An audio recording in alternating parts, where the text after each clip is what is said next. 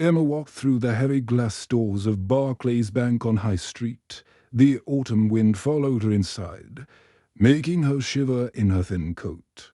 Her hands trembled as she held her grandmother's old leather purse close to her chest. At 22 years old, Emma looked much younger, especially with the dark circles under her eyes from too many sleepless nights. The bank lobby was full of people in expensive suits talking loudly on their phones. Women in high heels clicked across the marble floor, carrying designer handbags that probably cost more than Emma's rent for 3 months. Men in tailored jackets checked their gold watches impatiently. Emma felt like she didn't belong. Herein, her faded jeans and worn-out jumper with a small hole near the left elbow. She had been coming to this same bank since she was 16. Her grandmother, Rose, had brought her here on a sunny Saturday morning to open her very first savings account. Emma remembered how proud she felt that day. Putting in her first £20 from her part-time job at the local bakery. Savor, little every week, love. Her grandmother had said with a warm smile, "Money grows when you're patient with it." Now, 6 years later, Emma was about to close that same account forever. The queue moved slowly. Emma watched the other customers ahead of her. A businessman in a navy suit was depositing what looked like thousands of pounds. A well-dressed lady was asking about investment options for her retirement fund. Everyone seemed so confident and successful. Emma felt her stomach twist with nervousness. She knew what she was about to do would look strange to these people. They would see a young woman taking out her last bit of money and think she was giving up on life. "Next, please," called Margaret, the middle-aged teller behind the counter.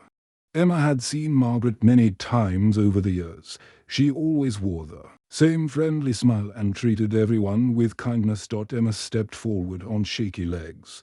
Her voice came out smaller than she wanted it to. "I'd like to withdraw £500, please.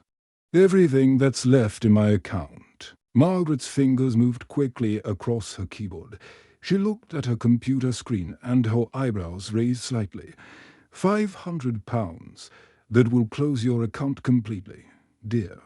"Are you sure about this?" Behind Emma, she could hear 2 young bank employees talking in low voices. They thought they were being quiet, but Emma could hear every word. "Look at that poor girl," whispered Tom, a trainee who couldn't be much older than Emma herself. "Probably can't even pay her bills anymore. University students these days," replied Sarah.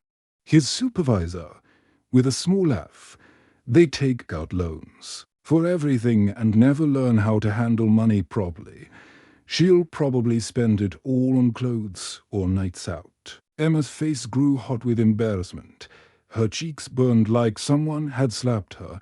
She wanted to turn round and tell them they were wrong, but she kept her mouth shut. Let them think what they wanted to think. What these people didn't know was Emma's real story. For the past 3 years, she had been studying computer science at the University of London. But unlike most students, Emma didn't have wealthy parents paying for everything. She worked night shifts at Mario's cafe near her university, serving coffee and cleaning tables from 10 at night until 6 in the morning. Then she would go straight to her morning lectures, often falling asleep in the back row. Every single pound Emma had saved came from those long, exhausting nights. While her classmates were sleeping peacefully, she was on her feet for 8 hours, dealing with drunk customers and cleaning up messes. Her hands always smelled like coffee and her back ached constantly. But Emma had a dream that kept her going. In her tiny flat above a noisy laundromat, she had been working on something special. Something that could change her life and maybe even change the world. Margaret counted out the money carefully. "There you go, love. £500 exactly. This closes your account with us. I hope everything works out well for you." "Thank you," Emma said softly, putting the cash into her purse. As she turned to leave, Emma heard more whispers from around the bank. Some people shook their heads sadly, as if they were watching a tragedy happen. Others simply ignored her, probably thinking she was just another young person who had failed at managing money. Emma walked toward the exit with her head held high, even though inside she felt like crying. The heavy glass doors seemed to weigh 1,000 pounds as she pushed them open. Outside on the busy street, Emma took a deep breath of the cold London air. Cars rushed past, and people hurried by without looking at her. For a moment, she felt completely alone in the world. But then something amazing happened. Deep in her heart, Emma felt something that none of those people in the bank could see or understand. She felt hope, pure, powerful hope that made her stand up straighter and walk with more confidence. That 500 pounds in her purse wasn't the end of her story. It wasn't a sign that she had given up or failed. It was actually the beginning of something incredible. Emma climbed the 3 flights of stairs to her small flat. She sat down at her tiny desk and opened her laptop computer. The screen filled with lines of code that she had been writing and perfecting for months. Her invention was almost ready. She just needed people to believe in her, and someday soon, she promised herself, she would walk back into that St. Barclay's bank. When she did, they would definitely remember her name. Emma's tiny flat above Chippy's fish and chip shop was so small that she could touch both walls if she stretched out her arms. The space was barely big enough for a single bed, a rickety desk, and all the dreams she kept tucked away in her heart. The old wallpaper was peeling off the walls in long strips, showing the bare plaster underneath. The heating system hadn't worked properly in months, so Emma often wore 3 jumpers at once during the cold London winter. Every morning at 7 o'clock, Emma woke up to the same smell. Fried fish and chips from Mr. Peterson's shop downstairs filled her small room like a thick cloud. At first, the smell had made her hungry, but after living there for 8 months, it just reminded her of how little money she had. Her breakfast never changed: a packet of instant porridge mixed with hot water from her tiny kettle, and a cup of cheap tea with no milk because milk cost extra. She had learned to make the tea bag last for 3 cups by squeezing every drop of flavor from it. For lunch, Emma usually ate plain pasta with a tiny bit of butter if she was lucky. Dinner was more pasta, or sometimes instant noodles that cost only 50 pence each. She had become an expert at making £1 stretch across 3 meals. Sometimes she would add a single egg to her noodles and feel like she was having a feast. Her most precious possession sat on a wobbly wooden table by the only window in her flat. It was her old laptop computer that she had bought second-hand 3 years ago. The screen had a crack running down one side, and 2 of the keys stuck when she pressed them, but it still worked. This computer was where all the magic happened. For the past 6 months, Emma had been creating something special. She called it Crystal Ball because it could see into the future of money. It was a computer program that could predict when stocks in the stock market would go up or down. Emma had spent countless hours writing thousands of lines of code, testing and improving her creation. She had tested Crystal Ball hundreds of times using pretend money, and the results were incredible.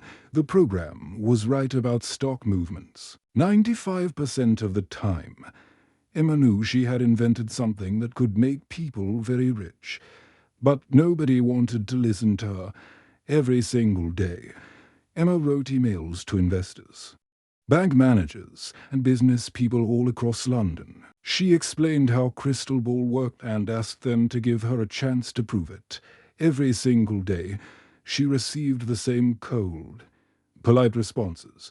"Thank you for your interest, but we are not looking for new investments at this time." Some people didn't even bother to reply. Emma's university friends had moved on with their lives in very different ways. James had gotten a job at a big accounting firm in the city centre. He wore expensive suits now and earned more money in 1 month than Emma had seen in her entire life. Lucy worked for a fancy marketing company, lived in a beautiful flat with 2 bedrooms, and went out for expensive dinners every weekend. One evening, Lucy called Emma while she was eating her dinner of plain noodles. "Emma, love," Lucy said, and Emma could hear the concern in her voice. "I'm worried about you. Why don't you just get a normal job like the rest of us? You're brilliant with computers. Any big company would hire you tomorrow." Before Emma could answer, she heard James's voice in the background. Lucy had put the phone on speaker. "Emma, you're too smart to be living like this," James said. "Stop chasing these impossible dreams. Nobody gets rich from computer programs they make in their bedroom." Emma stirred her noodles slowly and listened to her friends. She knew they cared about her, but they didn't understand. They saw her eating cheap food and living in a tiny flat and thought she was failing at life. The phone calls from her parents were even harder to handle. Her mother, Helen, called every Sunday evening from the small house in Yorkshire where Emma had grown up. Her father, David, would usually listen quietly in the background. "Love, your father and I are so proud of you for trying," Helen said gently during their last conversation. "But maybe it's time to be practical about things. We just want you to be safe and happy. You could come home and find a nice steady job here in Yorkshire." Emma loved her parents deeply, and she knew they were only trying to protect her.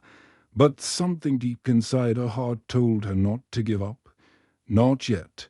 Late at night, when the fish and chip shop was closed and the street outside was quiet, Emma would sit at her wobbly desk and stare at her computer screen.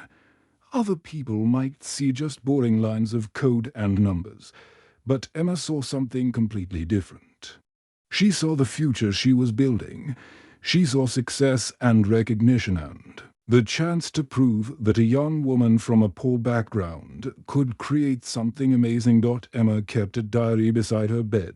Every night before she went to sleep, she wrote a few sentences about her day. Her latest entry read, "Today marks day 127 of rejections. The investors still won't listen. My friends think I'm crazy. My parents want me to give up. But tomorrow, I will try again. Crystal ball works. I know it does. Someone, somewhere, will believe in me." Outside a small window, Emma could see the bright lights of the big banks and investment companies in the distance. Their tall glass buildings reached up toward the stars like fingers pointing to heaven. One day, Emma promised herself she would be working in those buildings, but not as a visitor begging for help. She would be there as someone they needed. After 8 long months of sending emails and receiving rejections, Emma felt like she was drowning in disappointment. Her carefully written list of potential investors had grown shorter and shorter until only 3 names remained. She had contacted every bank, every investment company, and every wealthy person she could find contact information for. The answer was always the same polite but cold rejection. Emma's savings account was completely empty now. She had spent her last £20 on groceries 3 days ago, buying nothing but bread, eggs, and instant noodles. She was living hour by hour. Sometimes going to bed hungry to save money for tomorrow's internet bill. Without internet, she couldn't send emails or work on Crystal Ball. On Tuesday morning, Emma sat at a wobbly desk wearing 2 jumpers because she couldn't afford to turn on the heating. She was about to check her email when she heard the familiar ping of a new message arriving. Her heart sank, expecting another rejection. She had sent a proposal to Thames Investment Partners 2 weeks ago and hadn't heard anything back. But this email was different. Miss Johnson, it read, I am Robert Williams from Thames Investment Partners. We received your proposal about Crystal Ball. While we typically don't meet with individual inventors, something about your project caught my attention. I can offer you 5 minutes of my time on Thursday at 2 p.m. Please bring proof that your system works as you claim. Best regards, Robert Williams, Senior Partner. Emma's hands started shaking so badly she could barely hold her laptop. She read the email once, then twice. Then 3 times to make sure she wasn't imagining it. 5 minutes after 8 months of complete rejection. Someone was willing to give her 5 minutes. She looked round her tiny flat at the peeling wallpaper and the pile of unpaid bills on her desk. This was her chance. Maybe her only chance. Thursday morning arrived grey and rainy, with thick clouds hanging low over London like a heavy blanket. Emma woke up at 5 o'clock, too nervous to sleep any longer. She had spent the previous day practicing her presentation over and over, timing herself to make sure she could explain everything important about Crystal Ball in exactly 5 minutes. Emma put on her best dress, which was actually her only dress. It was navy blue with small white fuzz, and she had bought it 2 years ago for her university graduation. She had worn it to 3 job interviews since then. But this time felt different. This time felt like everything depended on the next few hours. The rain was coming down heavily when Emma left her flat. She wrapped her precious laptop into plastic bags to keep it completely dry. Thames Investment Partners was located in a tall glass building in the financial district, surrounded by other impressive buildings full of successful people. Standing outside the building, Emma felt incredibly small. The lobby was enormous, with marble floors so shiny she could see her reflection. Men and women in expensive suits walked quickly across the space, talking on their phones about millions of pounds like Emma talked about buying groceries. Robert Williams's office was on the 20th floor. Emma's stomach felt like it was full of butterflies as the elevator climbed higher and higher. When the doors opened, a friendly secretary named Patricia smiled at her. You must be Emma, Patricia said warmly. Mr. Williams is ready to see you now. Robert Williams was a man in his 50s with grey hair and kind brown eyes. His office was nothing like Emma had expected. Instead of cold glass and metal, it was filled with wooden bookcases, family photographs, and plants on the windowsill. Behind his desk, Emma could see pictures of 2 young children who looked like they might be his grandchildren. Please, sit down, Emma, Robert said with a gentle smile. I have to admit, your proposal was quite different from the usual things we receive. So tell me, what exactly is Crystal Ball? Emma's voice shook a little when she first started speaking, but as she began explaining her program, something wonderful happened. Her confidence grew stronger with each word. She showed Robert her laptop screen and explained how Crystal Ball analyzed thousands of pieces of information every second to predict which way stocks would move. This is very impressive, Robert said, leaning forward in his chair with growing interest. Your test results are remarkable, but I have to ask you something important. Can Crystal Ball predict something that's happening right now? Something we can verify immediately? Emma's heart started pounding so hard she was sure Robert could hear it. This was the moment that would decide her entire future. She opened her laptop with trembling fingers and ran Crystal Ball's analysis of the current stock market. The program worked quickly, processing thousands of numbers and patterns that Emma had taught it to recognize. Within 30 seconds, Crystal Ball displayed its prediction. According to my program, Emma said, trying to keep her voice steady, data tech industries will drop by 15% in the next 2 hours. Crystal Ball is detecting some very unusual patterns in their trading that suggest bad news is coming." Robert picked up his phone immediately. "Let me call our trading floor to check the current situation with Datatech." The next 20 minutes felt like the longest 20 minutes of Emma's entire life. Robert made several phone calls while Emma sat quietly, watching the rain streak down the office window.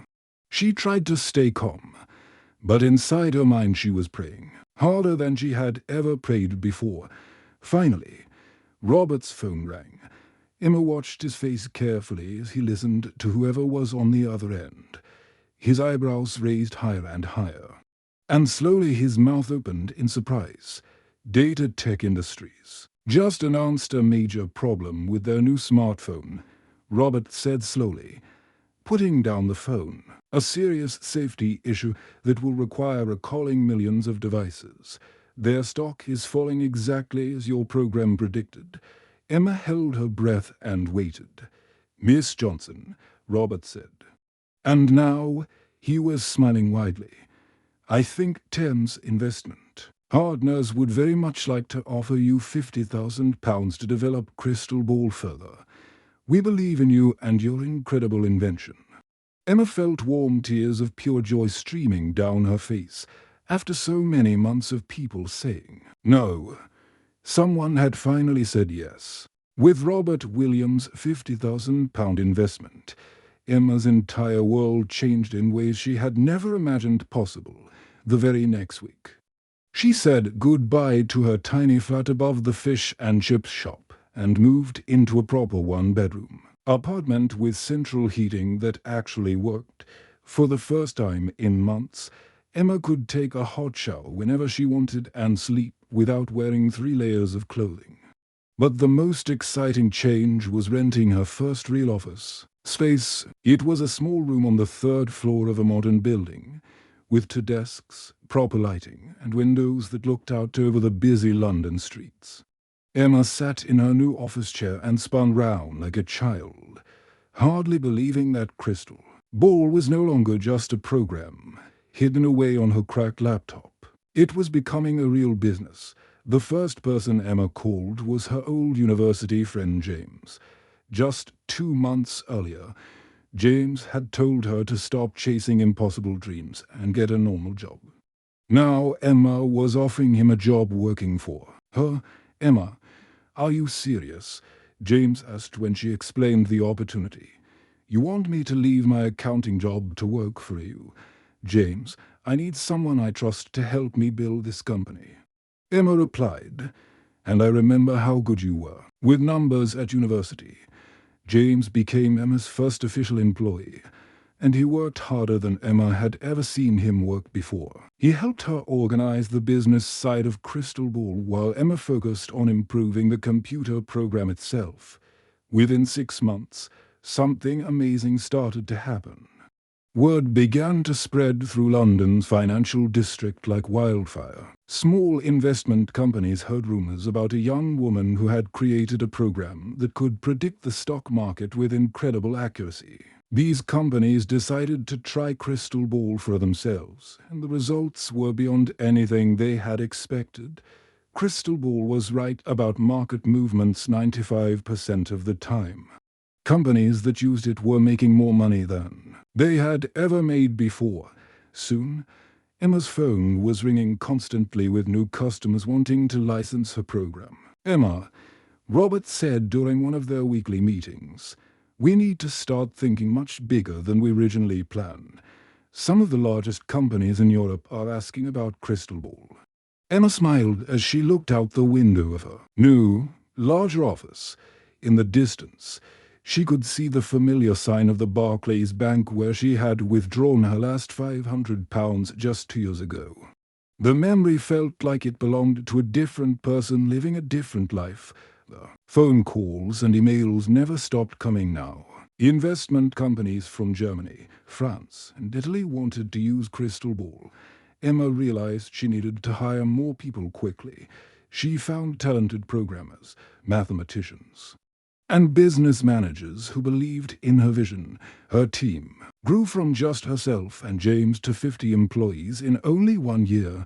Emma's new office building had 4 floors, with different departments on each level. She had a proper reception area, meeting rooms with glass walls, and even a small kitchen where her employees could make coffee and eat lunch together. Walking through the busy workspace, Emma sometimes had to pinch herself to make sure she wasn't dreaming. One afternoon, Lucy came to visit the new office. Emma's old university friend stood in the lobby with her mouth open, staring at the Crystal Ball Technologies logo on the wall. "Emma, I honestly can't believe this is real," Lucy said as Emma gave her a tour of the building. "Remember when we used to share beans on toast in university because we couldn't afford to buy food separately?" Emma laughed warmly. "I still eat beans on toast sometimes, actually.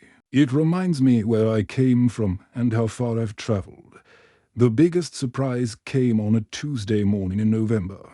Emma was reviewing some new code when her assistant Peter knocked on her office door. Peter was a cheerful young man who helped Emma manage her incredibly busy schedule. "Emma, there's someone here to see you," Peter said. "Margaret Thompson from Barclays Bank." Emma's heart nearly stopped beating. Margaret was the same bank teller who had processed her final withdrawal 2 years ago.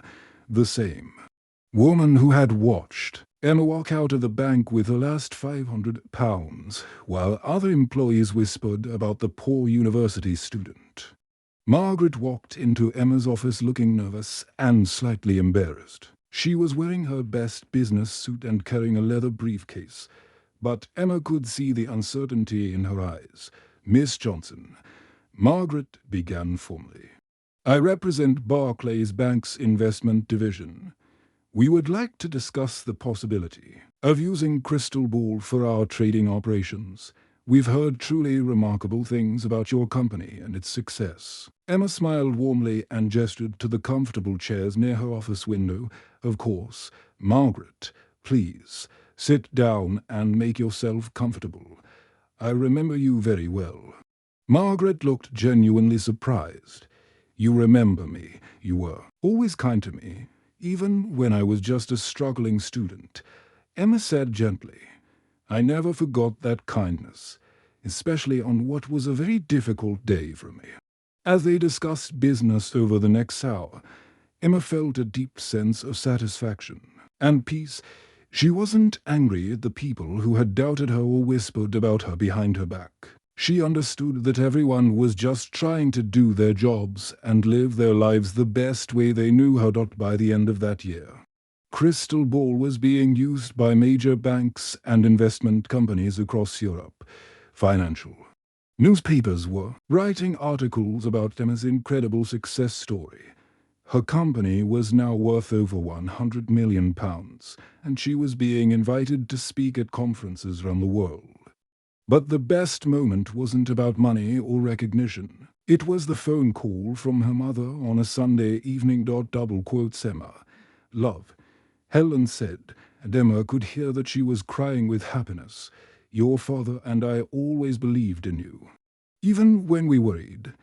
We're so incredibly proud of everything you've accomplished." 3 years after that terrible day, when she had withdrawn her last £500, Emma stood on the same busy sidewalk outside Barclays Bank on High Street. The autumn wind was blowing just like it had been that day, but absolutely everything else was completely different now. Emma wore a beautiful navy blue dress that had cost more than she used to spend on food in 3 months. Her hair was styled perfectly, and she wore elegant shoes that clicked confidently on the pavement. But in her hands, she still carried the same old leather purse that her grandmother Rose had given her when she was 16.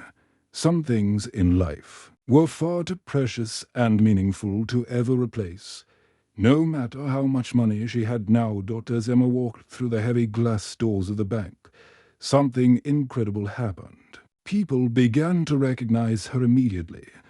Her photograph had been on the covers of business magazines across the country. The newspapers had written dozens of articles about her amazing success story.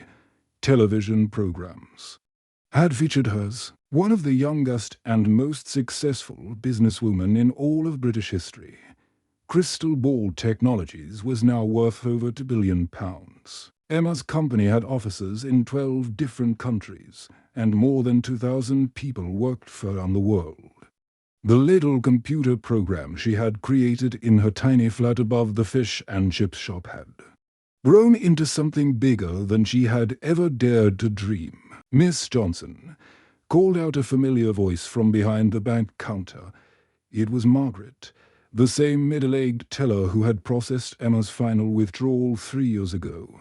Margaret's face was bright with excitement and genuine happiness. "What an incredible honor to see you again."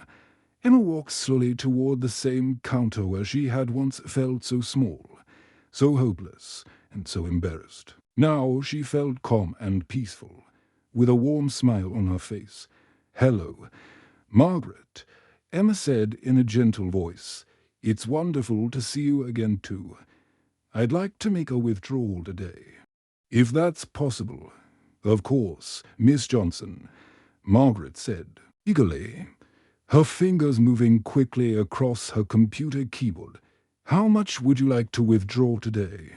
Emma smiled as the memory of that difficult day 3 years ago came flooding back to her mind. She remembered standing in this exact same spot, nervously asking for her last £500, while bank employees whispered about the poor university student who couldn't manage her money properly. "Why, I'd like to withdraw £2 billion. Please," Emma said calmly. The entire bank seemed to start moving. Conversations ended in the middle of sentences. People stopped walking and turned to stare. Margaret's eyes grew as wide as dinner plates, and her hands began shaking as she tried to type on her computer. £2 billion, Margaret repeated slowly, as if she couldn't believe the words coming out of her own mouth. "Yes, that's correct," Emma said with the same gentle tone. "I'm starting a charitable foundation called Crystal Dreams. We're going to help young people from poor backgrounds learn about computers and technology. We're going to build schools and learning centers and provide completely free education so that other young people won't have to struggle and suffer like I did." As Margaret began processing the enormous transaction, a small crowd of bank employees and customers started gathering round Emma's counter. Among the faces in the crowd, Emma recognized some of the same people who had whispered cruel comments about her 3 years earlier. The young trainee Tom was there, now looking shocked and embarrassed. Sarah, the supervisor who had laughed about university students and their money problems, stood quietly in the back, but Emma didn't feel angry or bitter toward any of these people. She didn't feel proud in a mean or spiteful way. Instead, she felt something much more powerful and beautiful. She felt grateful for her journey and excited about the future she could create for others. "You know," Emma said, speaking clearly so that everyone in the bank could hear her, "exactly 3 years ago, I walked out of this same bank carrying £500 and nothing else except a dream that seemed impossible.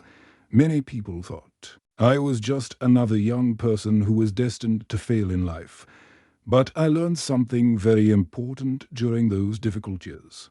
Sometimes the biggest and most amazing dreams come from the smallest and humblest beginnings." Emma turned to face Margaret directly, her voice warm with genuine emotion. "Margaret, I want you to know that you are always kind to me, even when other people weren't so understanding. That kindness meant more to me than you could ever know. Kindness and compassion matter so much more than money or success." As Emma signed the official papers to transfer £2 billion to her new Crystal Dreams Foundation, her mind filled with thoughts of all the young people who would benefit from this gift. They would have educational opportunities that she had never dreamed of having, but more importantly, they would learn the most valuable lesson of all, that dreams are always worth fighting for, no matter how impossible they might seem. Walking out of the bank 30 minutes later, Emma felt exactly the same powerful emotion she had felt 3 years ago when she left with her last £500. It was hope, pure, bright, unstoppable hope. But now that hope was mixed with something even more wonderful, the absolute certainty that she could help other people feel that same hope and determination. In dot, Emma remembered her grandmother Rosa's favorite saying, "Emma, love, it's never about how much money you have in your bank account. It's about how much good you can do with whatever you have." As Emma drove away from the bank to begin her new mission of helping young people achieve their dreams, she smiled with deep contentment. The best part of her incredible journey wasn't the money she had earned or the recognition she had received. The best part was the difference she could now make in the world. Sometimes the greatest victories in life don't come from proving other people wrong. They come from lifting other people up. The end.